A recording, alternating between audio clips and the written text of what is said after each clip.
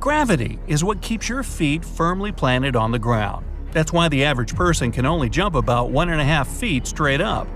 But if we had to live on another planet, say Venus or Saturn, let's find out what difficulties we'd have to endure there. We'll try Mercury first, as it's closest to the Sun. The gravity on this planet is less than half that on Earth, so you'll be able to jump about 4 feet high. That is, if you can stand the temperatures.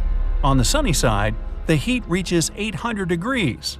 To be there is like standing neck-deep in dark red lava on the slopes of a volcano. Oh boy! Night won't bring much respite either. Scorching air will quickly chill to minus 280 degrees. You'll also have to be patient, since one day on Mercury lasts 176 Earth days. Well, hopping from this inhospitable place to even less welcoming Venus. You'd be able to see Earth from here if not for the whirling mass of clouds above. They create a monstrous greenhouse effect, as well as immense atmospheric pressure. If you were to jump here, you'd make it just shy of 1.7 feet high, because the mass and size of Earth and Venus are almost similar, with Venus being a little smaller. Besides the constant temperature of a blazing furnace, rain here wouldn't bring relief. The clouds up there are made of sulfuric acid. Skipping our home planet, we go straight for its moon, Luna as it's otherwise called. Gravity here is less than a fifth of that on Earth, so if you jump, you'll rise almost 9 feet in the air and won't touch the ground again for several seconds.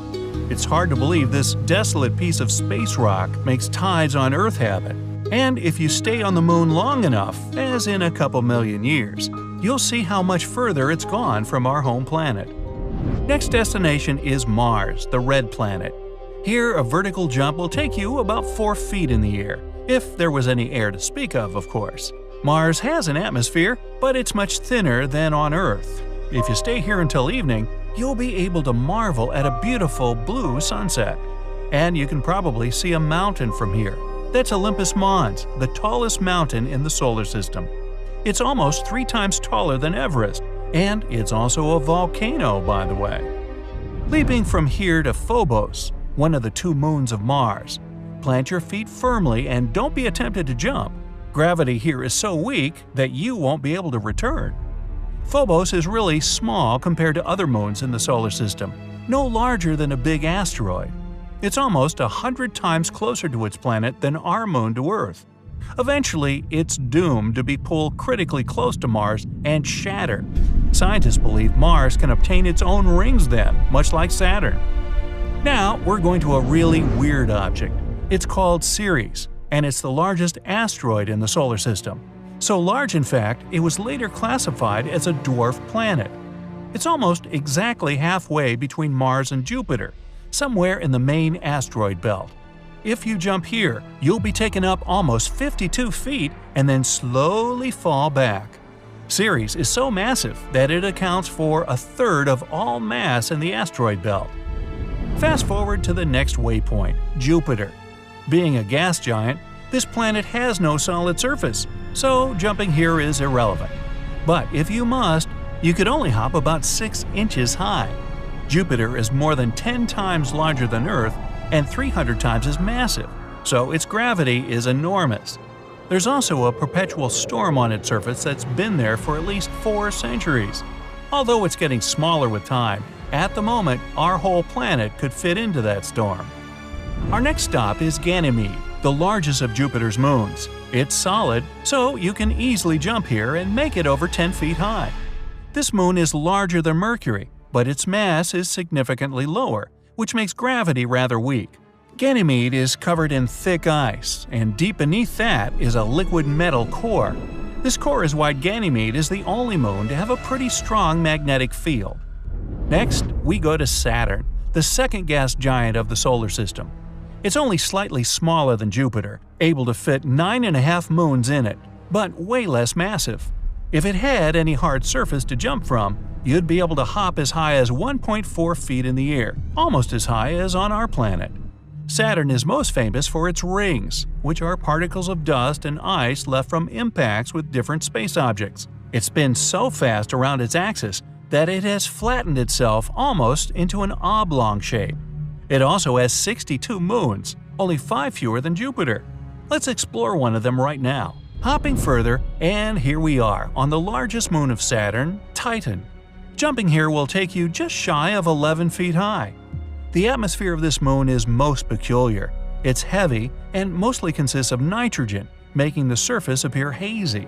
It's also made almost entirely of ice, but there's rock underneath, and water is only thought to be deep below, near the core. And one amazing thing on Titan's outside are cryovolcanoes, volcanoes that spew ice instead of lava. Next on our path is Uranus, another giant, only this one is made of ice. In fact, it's mostly similar to Jupiter and Saturn, but it has much more ice in its atmosphere and mantle. Jumping here will take you up about 1.7 feet. Uranus is also the lowest minimum temperature of all planets in the system. At minus 377 degrees, it's colder than liquid nitrogen, so you'll freeze right where you stand. Cool. Really. Our route continues with Neptune, the twin brother of Uranus. It's also an ice giant, and although a bit smaller in size, it's much more massive. Because of this mass, the gravity here is also impressive. You'd only be able to jump about 1.3 feet. 1 year on Neptune takes almost 165 Earth years, because it's 30 times further from the Sun than we are.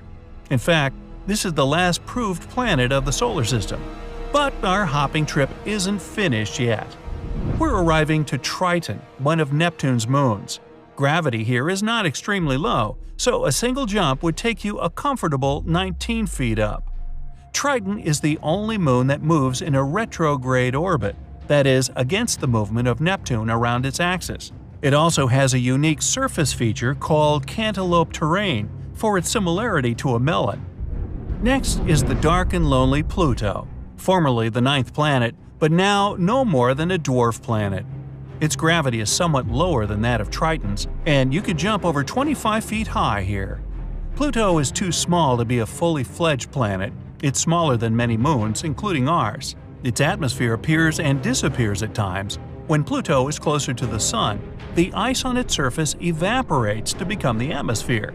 But as soon as it travels further, the gas layer goes away. So hold your breath.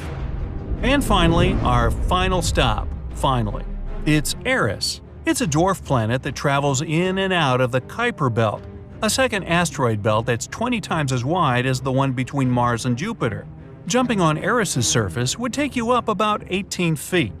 This object was actually the reason why the term dwarf planet appeared in the first place.